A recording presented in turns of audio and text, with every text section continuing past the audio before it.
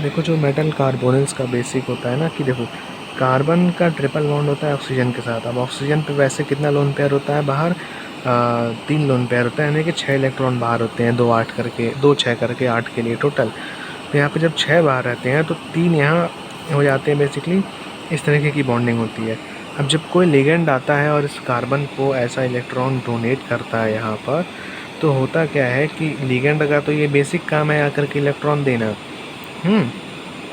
Sorry, ligand ही अपना ये है।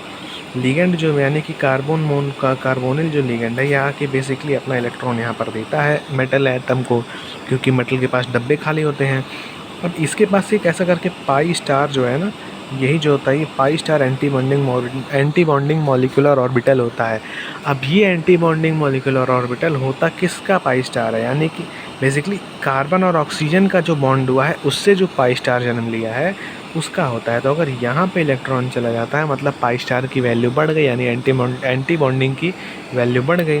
और इसने कार्बन ने देखा कि भाई इसने मुझे एक्स्ट्रा वापस मुझे मिठाइयाँ वापस भी दी हैं, तो इनके रिश्ते अच्छे हो जाते हैं, इनके बुरे। इसलिए ये मेटल कार्बन का बॉन्ड छोटा हो जाता है, इसका बॉन्ड लेंथ बड़ा हो जाता है, और यही इससे रेजोनेंस करता रहता है। इसलिए यहाँ पर वाइब्रेशनल फ्रीक्वेंसी वगैरह भी सब आगे आ जाता है।